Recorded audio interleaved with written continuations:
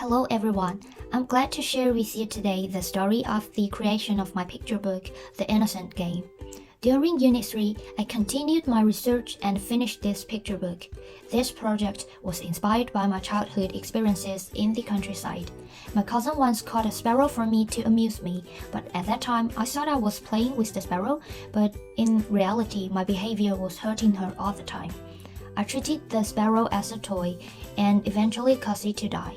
When I grew up, I realized how much my actions had hurt her, but I could never get that sparrow back. In childhood, we see the world as full of adventure and fun, full of curiosity and innocence. However, as adults, when we look at our childhood actions from a different perspective, we realize that those adventures were actually gray and cruel. We act towards other people or things sometimes out of naivety, sometimes out of good intentions, but accidentally and inevitably we hurt them. Even when we don't intend to, but we have to admit it, our good intentions can sometimes bring harm. With this in my mind, I hope to create a picture book of fictional stories aimed at a YA audience group that I hope I will resonate with my story. For the midterm exhibition, I choose to show 6 drafts of my work along with dummy book of my drawings, which I hope I would give the audience the most intuitive sense of my style, my texture, and graphic details.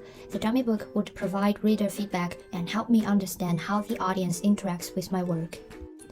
My story and art style were well received by the audience, who enjoyed my sense of contrast between the story and the style. The contradiction between the dark fairy tale-like text and the colorful picture created a sense of insecurity in the center of the viewing process. However, I had to be clear about the audience group, whether the younger readers can accept this style, or should I make adjustment to the age group of the audience, or change the story and the art style. During the midterm exhibition, I also joined the shop team for planning and sales, which was a great experience. During the process, I not only learned how other illustrators commercialize their illustrations, but also saw a lot of creative illustration products and the possibility of illustration, and also learned what kind of illustrations are the most popular among the general public during the sales process. After all, sales can show what today's audience prefers, and market analysis is an indispensable part of an illustrator's job. When I started working on my picture book story, I was heavily inspired by some famous dark fairy tales and films in the grotesque genre. This included Caroline the Secret Door, Grimm's Fairy Tales, and Alice in Wonderland. I wanted to incorporate these elements into my picture book to create a unique world full of mystery and wonder, where the readers feels as if they are in a fantasy world, but shudders when they learn the truth. After finalizing the outline of the story, I worked on the composition and character design in order to emphasize the natural whiteness of the world. I didn't opt for complexity, composition, and exquisite characterization. I used a central composition for a large part of the story. By placing the key plot points or characters in the center, it is easier for readers to understand the main message of the story and less likely to miss important details. Highlighting the characters' facial expressions and emotions help readers better understand and emphasize with the characters' emotions in the story and increase the impact of the image. For the character design, I exaggerated the difference in size between the big dog and other characters to emphasize its sense of oppression. As for the little girl, I did not design a fixed outfit for her when I drew her, and you can see that her clothing is changing in every picture.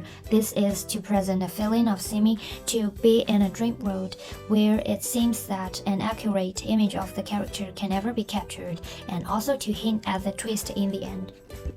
Similarly, I have been exploring the styles of the image, and I have tried to experiment with various mediums to create images that relate to the story. In the end, I choose to use acrylic paint as the base and combine it with other mixed materials to complete the work.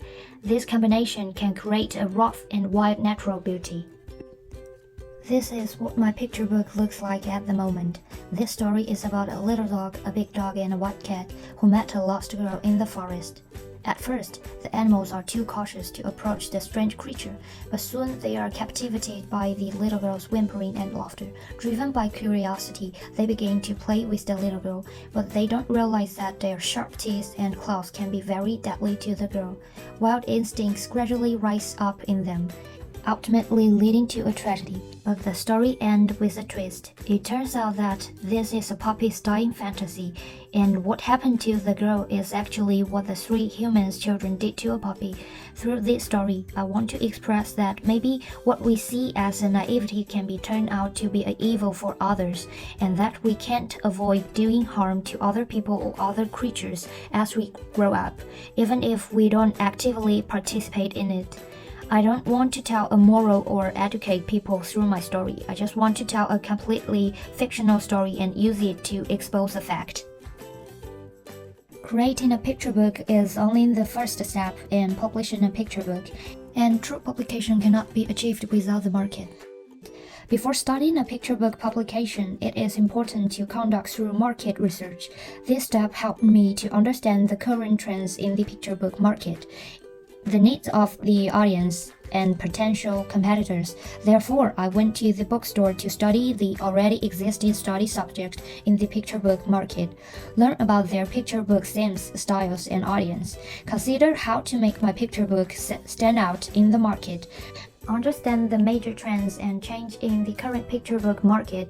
This may include popular themes, picture book styles, and age groups of the audience, and identified who my target audience is, considered factors such as age, gender, education level, interest, and family background. This will help me better target potential readers. I served on the publication group's curatorial teams within the public communications team, primarily responsible for the exhibition's planning and setup. In the planning, we took the audience age group and divided them into 3 areas: children's picture books, young adult crossover picture books, adult picture books. The advantage of such a planning division is that the audience, especially publishers or viewers with a specific tendency, can know the scope of the picture books in a concise and clear way. They can visit the exhibition according to their own preference. For this exhibition, we choose to keep a brief and clear style, hoping that people can focus more on enjoy the picture books, so we planned and limited the contents that each artist can exhibit.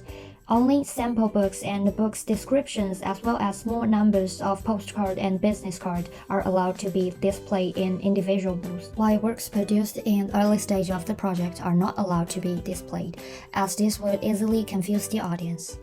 We ended up organizing the book fair at the Millbank Tower, and it was a great success thanks to the dedication of all groups members involved in setting up the exhibition.